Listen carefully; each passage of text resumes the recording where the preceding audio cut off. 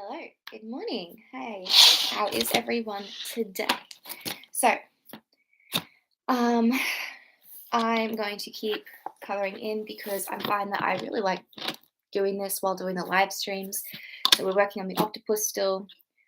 We've got the pink, blue, and purple colors in the actual octopus itself, and then we have got there we go.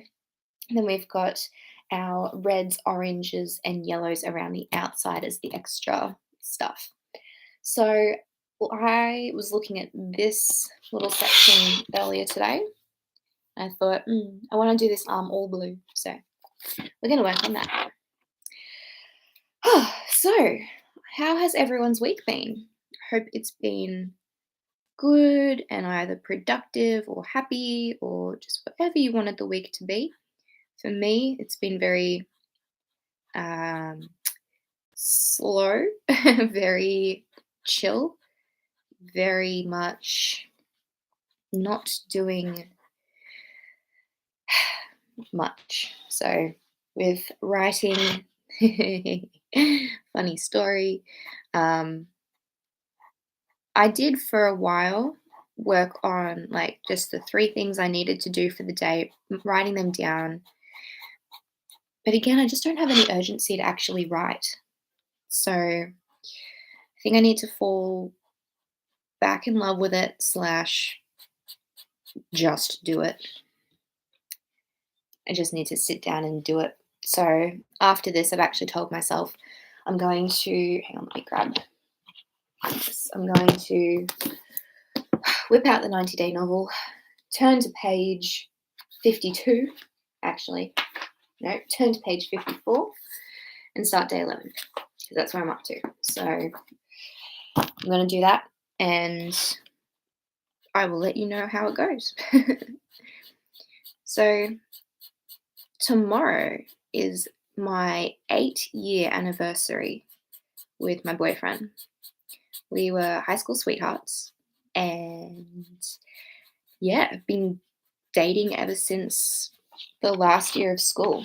And honestly, it doesn't feel like 8 years, but it also feels like 8 years. Very long time. I don't like that. That's a very big block of blue on that arm. So we're going to fix that up with some stripes.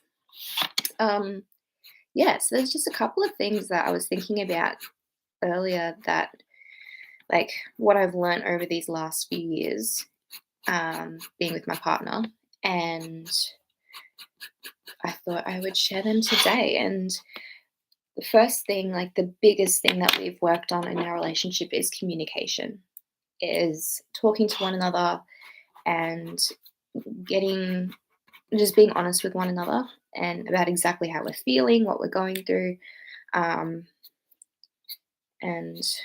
I feel like I totally botched that, but let's just do some little dots there and we'll try and save it.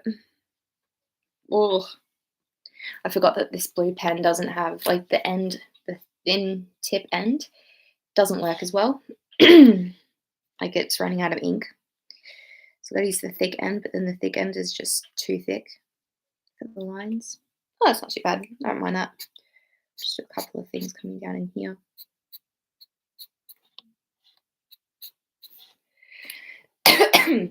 Oh, excuse me. So what was we talking about? We was talking about communication in the relationship. So we almost broke up when we were about 2 or 3 years into our relationship, into dating.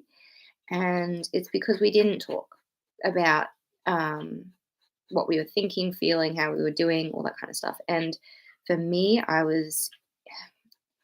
feel a little bit silly saying this, and looking back on it now, it feels like, Hannah, what were you thinking? What were you doing? Just being like the age I was and thinking about getting married and having kids. And I had a whole timeline planned in my head for, what would happen when, and he didn't. And so I kept like talking about this stuff and bringing it up, and like we were only late teens, early 20s at this time.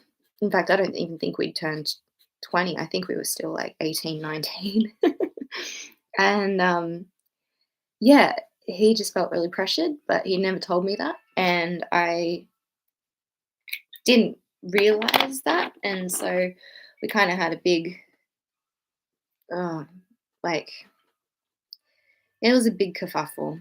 We worked everything out, and my mentor sat us down and said, "Look, you guys have been dating for like 2 or 3 years now. You're coming out of that honeymoon phase, and that's just natural. That just happens.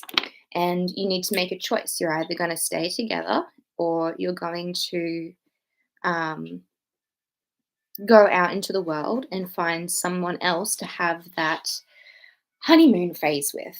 Those bubbly feelings. And it's not that I don't get bubbly feelings when I'm with my partner anymore. It's, I don't know. I think if you've been in a relationship for that amount of time, you might understand.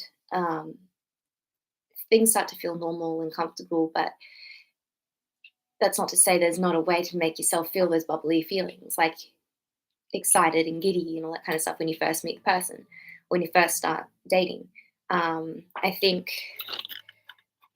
um, yeah, there's just a level of comfortability there with that person. And I remember where we were. We were at McDonald's, and my mentor had left after he sat us down and talked with us for a bit about relationships and what our options were and everything. And I turned to my partner and I said, as Ash would say to Pikachu, "I choose you." And he turned to me, and as Pikachu might have said to Ash, "Pika Pika." Not actually, he said, "I choose you too." So, um, yeah, ever since then we haven't we've been really good. Like, we have had our fights, we've had our ups and downs, but we are very much open with each other to the point of, "Hey, I'm feeling this. Can we talk about that?" And then I like to call it word vomit. So sometimes I don't always know exactly what to say because I'm afraid of how my words will make the other person feel, how to make my boyfriend feel.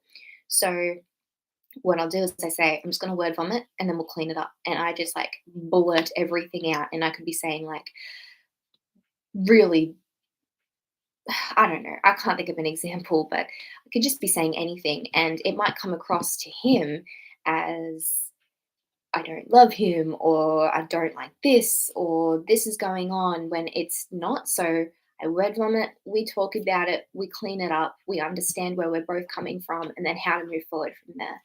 And that's like the biggest thing that we've been doing in our relationship. And I get frustrated when I watch movies now and I don't see partners doing that. And an example of a movie that I can no longer watch, it's actually the series, I can't watch it anymore, is the first three Pirates of the Caribbean movies. Because I'm just noticing my shirt. He actually bought this for me. So our anniversary is tomorrow, and we hung out on Saturday, so 2 days ago. And we did presents then because we're not really going to see each other tomorrow. And he got me this shirt.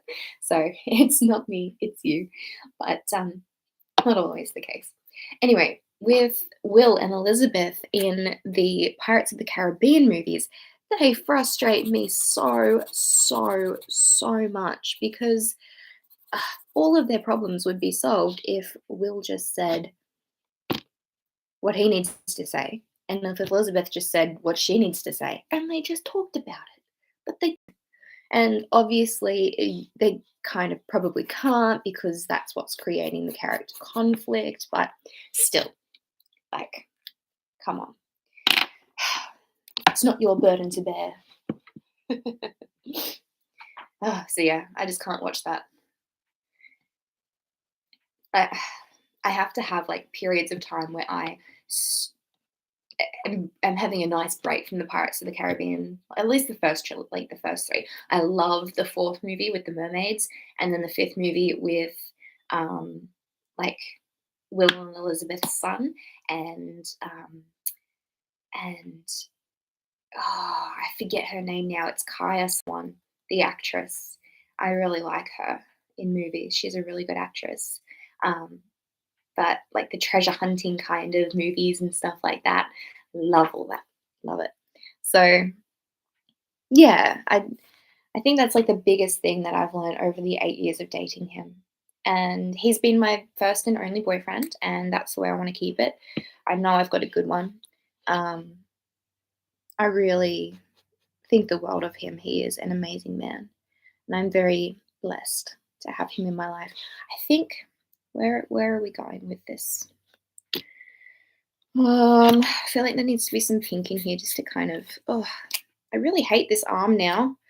One that I said I wanted to do all blue. Maybe I need to do another one that's a similar kind of like density of color to make up for it. No, I don't know.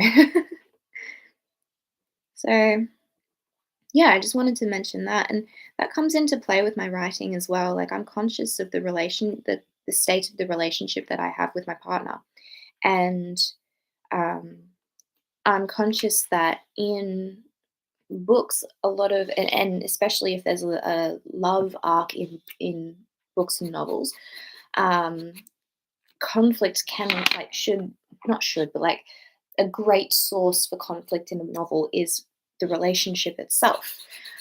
So I I kind of take like the worst parts of me and try and put them into my characters so that there is conflict there.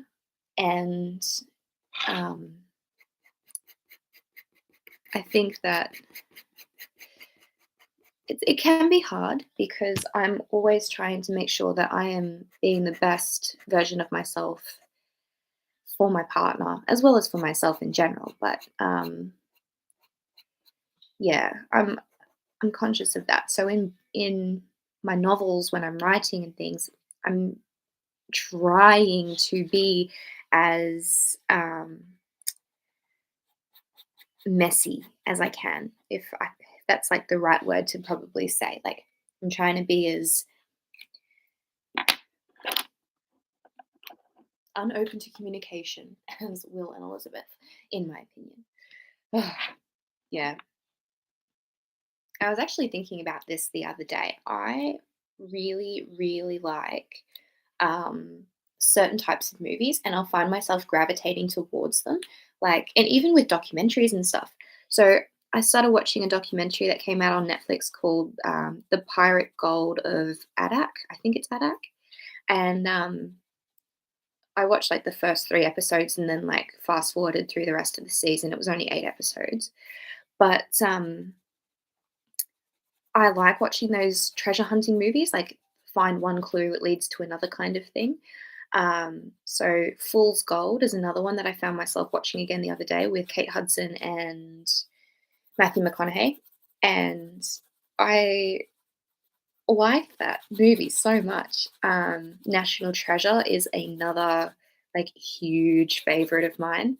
Um, in fact, I was watching a movie with my boyfriend a while ago, and I was listening to the music of the movie, and I was thinking, hey, this is from National Treasure. This sounds very familiar. I have no idea what the movie is now.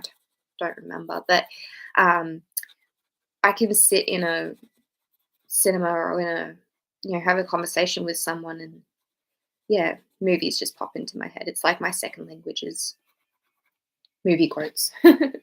um, you know what? I don't mind this dark blue, like this chunk of blue, as much now that I've got that there. So I'm thinking like I'm gonna need to put some more solid colors in here.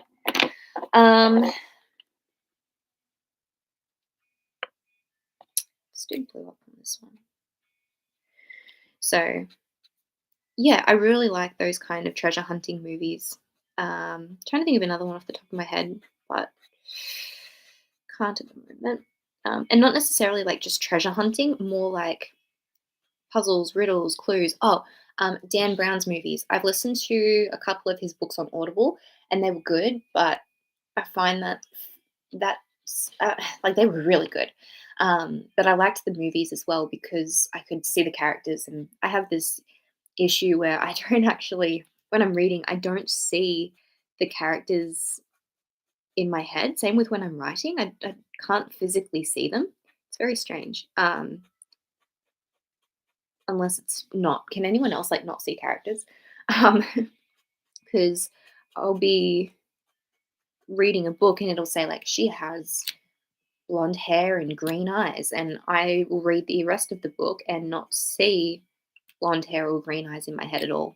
And I wonder if that's because I put myself in the shoes of the character. Like I actually embody the character and feel like I'm seeing the world through their eyes, so I don't see them. But I also don't pay that much attention to side character descriptions either. So that's a bit of a struggle for me with writing, and something that I need to like. I have to be super conscious of. Um, is yeah, the character descriptions. This is really hard to do. Like light blue, like thin blue strokes with this thick tip. Yeah, I wish I had the thin end, but it is what it is. I don't mind that. This is coming together. Let's get a dark purple up here too. So yeah, another kind of movie that I really like is underdog movies. So Real Steel comes to mind, and in fact, it's not just like underdog movies. It's like robot movies. I like robot movies as well. Um, so I Robot used to be my favorite for so long. Um, every time that I sneeze, if it's in the middle of a conversation or something, I'll go, sorry, I'm allergic to, and then whatever is relevant at that time. In fact, the first time I ever did this, I was walking to the car. My partner was walking to the driver's side of the car, and he was saying something like, we were having this little fun argument, trying to say, like, oh, I don't even remember now. Let's pretend it's um, this octopus is purple. And he's like, no, this octopus is blue. Um, you can't see colors properly, blah, blah, blah. I know. We're just having this little fun rant at each other. And I sneeze and I'm going, oh, sorry, I'm allergic to bullshit. And that line in the movie is like, it always gets me. I think it's just so, so well done. I wonder if it was improvised too. Um, yeah, so that used to be my favorite movie for a while. Um, and Real Steel with Hugh Jackman is another one that I just love, and I always get like emotional watching it. It's so strange. The end at the end when Evangeline Lilly is looking at Hugh Jackman's character, and he's doing the punches with the robot, and the robot's shadowing him, and he's starting to win, and or like over like starting to come back from being thrashed by this other robot, this massive one called Zeus. I just get tingly and I just get watery eyes and emotional, and I'm like, I'm feeling all the feels right now thanks to these robots. Um, yeah, my favorite movie of all time, though, of all time, and I don't think it will ever change. And if it does, I'll let you know. Is The Secret Life of Walter Mitty. I just love that movie. I love the fact that his imagination is crazy and wild, and that is exactly what my head does. I love the fact that he gets to a point in his life where he's like, I care so much about this, I need to do something about it. And he goes off on his adventure and he overcomes his fears. I really like that. Um, I love it. I love the music in it. I love the score. I love just everything about it. And the little twist at the end is so, so beautiful. Um, yeah, yeah. I was going to say before, I watched a beautiful documentary series on Disney Plus the other day, and I binge watched it. And it was the making of Pixar, or behind the scenes at Pixar, or something like that. I think it's called The Making of Pixar. And it was so interesting. They talked about everybody at Pixar, from directors to writers to artists to the groundskeepers to the pastry chefs who work at Pixar to feed the other staff members, like the writers and directors and animators and everything. They talked to um, people who came up with this ideas for different movies that they've done and different short films that they've done. And it was so fascinating. And for me personally, I loved oh, they also talked to like the head of the department that translates all the movies. And so in Australia or wherever we speak English, they'd have a they'd have a sign in the movie that says like enter or go or something. But they have to translate that for all the different countries. And I'd actually never thought about this, but they do. It's amazing. So the animators will go and animate, like change just that section to enter. And it's really, really interesting what they've done. Sorry, I keep knocking the table there. I find it very, very interesting. Oh, that's my wolfie. There's the octopus. I loved that little thing. Oh, I'm not doing green, I'm doing yellow for this bit. I really, really, really liked that show. That was very insightful. And personally, my favorites were obviously the writing craft snippets that they did. And I kind of wish I got to see a little bit more of the actual story process. Like, how do they go from they did do like an episode on how they went from idea to actual film. Like, but I would love to sit in their writer's room and just observe and just be there. Oh, I think that would be so cool. Yeah. So I think all kind of creatives would have a really, really good time watching that because they didn't just talk about writing and just movies. They talked about the animation. I was really surprised with the animation and how much like time and detail it takes to go into like animating things. So I'll give you one little nugget that I can't forget from this show. There has been an animator there. He's been working for Pixar for 23 years as an animator. 23 years. I've only been alive for 25, so that is a long time in my mind. And I dare you to guess, like, in the comments, guess how long like how much animation time he's actually, how many like hours or minutes of animation that he's completed in 23 years. 42 minutes. That's it.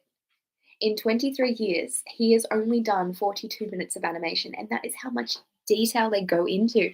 It's incredible. I really can't like oh, I can't gush about it enough. It was so interesting. Um, it takes them 1 to 2 weeks to do 3 to 5 seconds of animation. And I mean, you guys have seen the quality of Pixar animation lately, like the amount of detail and care that goes into every single like strand of hair. Like Elsa's braid. Actually, is Elsa Pixar? I know it's Disney, but is it Disney Pixar? I'm pretty sure. But anyway, Brave, for example, every single curl of Merida's hair, like I can understand why it takes them so long to animate these movies, but it's just so interesting. I actually want to watch the series again. It was really good, and I've been getting into that a lot more as well. I've been watching um, the behind the scenes and like or what do you call it, director's commentary or the audio commentary for movies, and I watched it for The Hobbit. I watched it for Real Steel as well. Um, yeah, in fact, a little nugget that you'll only probably find in the Real Steel commentary. There's a robot in there that goes boom, boom, and it's like pistons fire, and it does like a firepower kind of thing. And the director for that movie also directed Night at the Museum. I don't know if he did the first one, but he definitely did the second one, because in the second one, there is a statue.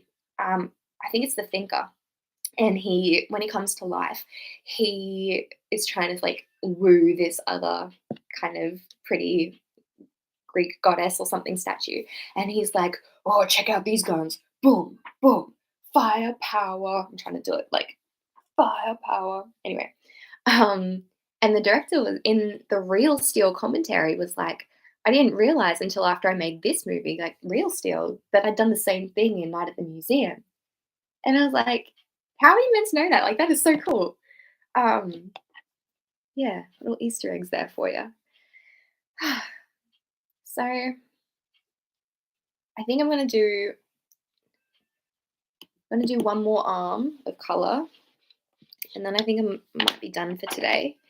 And I'll go get to this writing. Yeah. I'd be interested to know what your favorite movies are.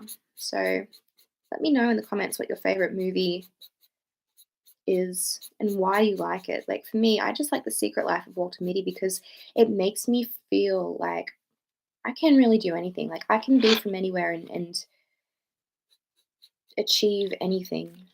Like my life doesn't have to be one way. I can have an adventurous, exciting existence. Oh, I think this purple's running out too. Oh, that's so sad. Come on, color. Um, yeah. One more stroke of blue through here.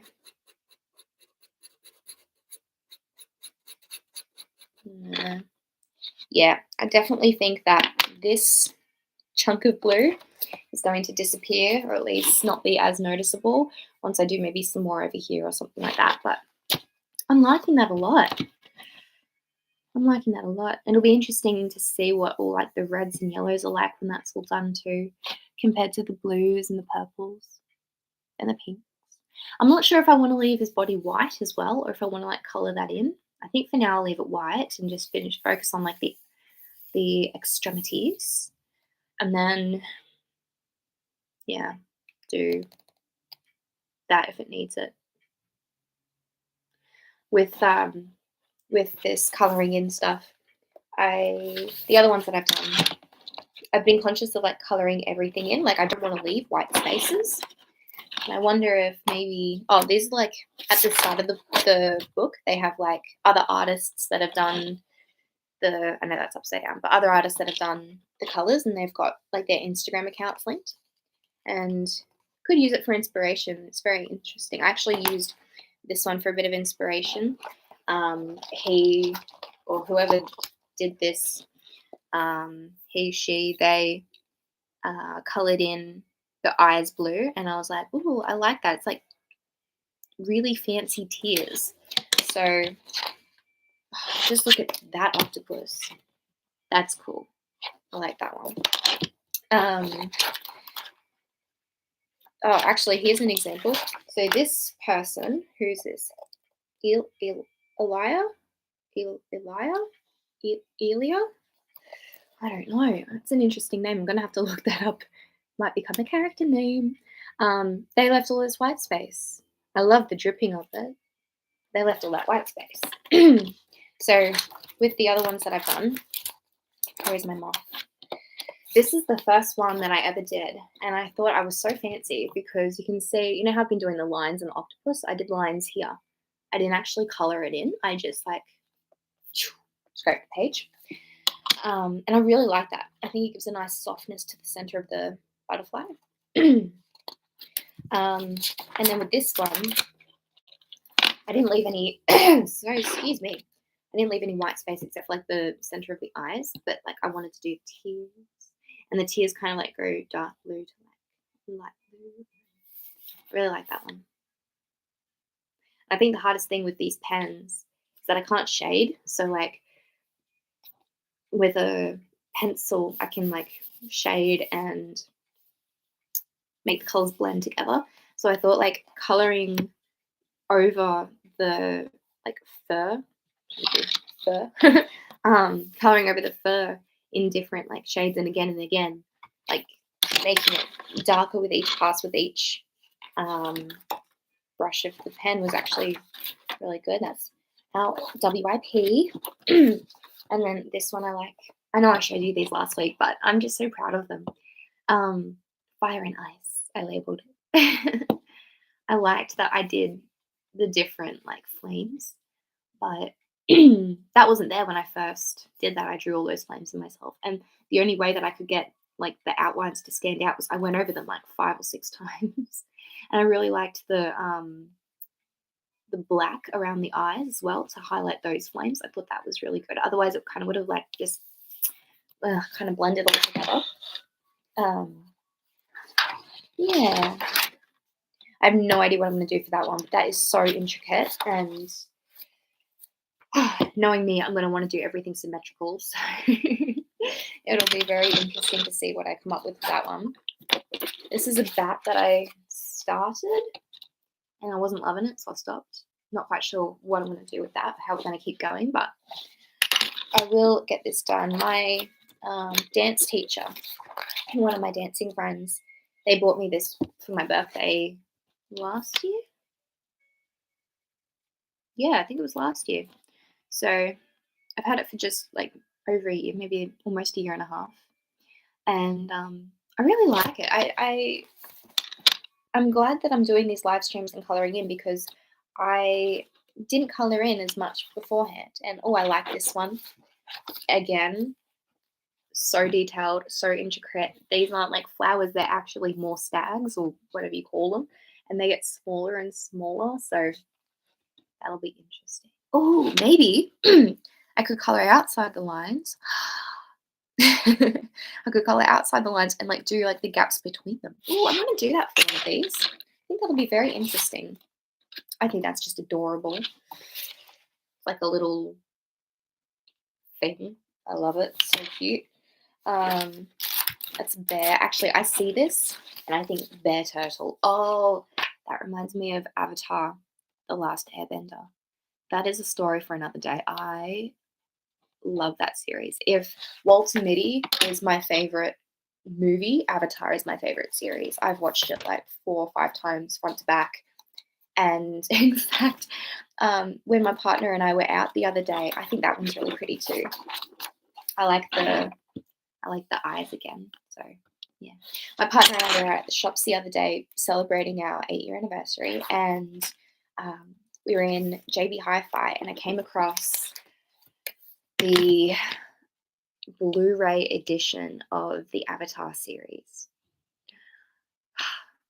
It was $40, and I was like so tempted to buy it because we've got the box set, but they're not Blu-ray, and so I think there's only commentary on like the last season, and it's the last like 1 or 2 discs, so it only has like 2 or 3 episodes that they've done commentary on, whereas the Blu-ray behind like at the back of the box or the package or whatever, it was saying like all these things that it has, like bonus features. And I was so tempted to buy it. I think I'll have to because I would love to write a series like Avatar. And not in the sense of like earth bending, fire bending, water bending, that kind of stuff, but a series that makes me feel the way Avatar does and takes me on that journey. I really like those, like I said, treasure hunt movies, but I don't think it's so much the treasure hunt movie. That's probably too like narrow to say. I like those journey movies. Like I loved the first Hobbit because of the journey that they went on. And yeah, and I've been watching a lot more of them lately because I'm trying to get inspiration and ideas for Corinna's second story. It's a little hint. Okay, so this is the little sheep that I did. It's called Rainbow Sheep because it's a rainbow sheep.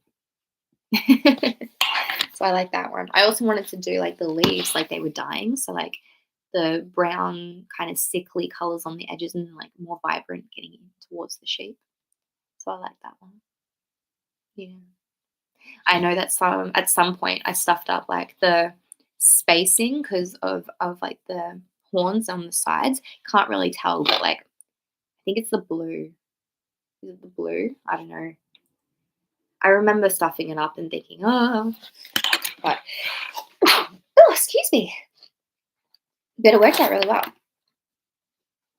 There's a snake. There's a crab. I don't know what I'm going to do for that one either. Maybe I could do like a cooked crab, like fire on the outside and anyway. Ooh, I forgot that I started this. I like that. So as you can see, like the texture of the blue comes from me like going over certain spots over and over again. Um, but I like that one. That's coming together nicely. I think that's actually the last one. Look, it is. So thank you for joining me today. I hope that whatever I've said has had some positive impact on your life or your day or your relationship to movies. And just remember that it's not me, it's you. Okay. I'll give you a little bit of a teaser for this week's video. Let me just quadruple check what it is. Guilty pleasures. I talk about my guilty pleasure and how I actually want to reframe the word guilty because I shouldn't have to feel guilty for something that brings me joy, right?